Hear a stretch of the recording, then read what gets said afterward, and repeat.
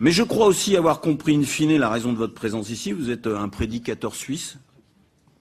Et je me suis demandé pourquoi un Parlement français devait recevoir et écouter un prédicateur suisse. Et c'est sans doute qu'on a compris ces dernières semaines que la lumière venait de Suisse.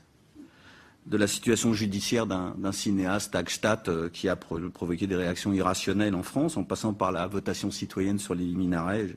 L'exemple suisse et ses conséquences ici nous montrent, en tout cas j'en suis convaincu, que la démocratie française est bien malade. Donc, pour aller vite, monsieur,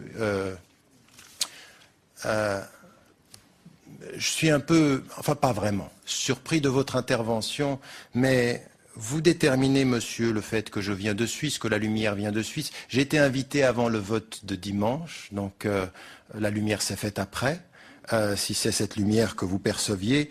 Et de dire la falsification de mes citations, j'aimerais bien savoir, monsieur, au bout du compte, combien de mes ouvrages vous avez lus et combien de mes interventions vous avez suivies.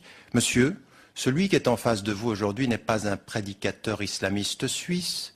C'est un professeur d'université à Oxford, dont les livres sont étudiés dans 80 universités américaines, monsieur, 80 universités américaines, mais monsieur, qui depuis les 8 dernières années a été interdit de parole dans toutes les universités françaises. Posez-vous la question de savoir où est la liberté d'expression, cher monsieur. Plutôt que de me dire que j'ai un double discours, il faudrait savoir si la France est en train de perdre ses valeurs d'ouverture dans le débat critique. Et votre façon de réagir à mon intervention n'est pas du tout une façon de réagir à un débat critique, c'est un jugement sur la personne et non pas un débat et une confrontation sur les idées. Votre jugement sur la personne m'impose de ne même pas vous répondre, parce que je ne considère que c'est insultant ce que vous venez de dire.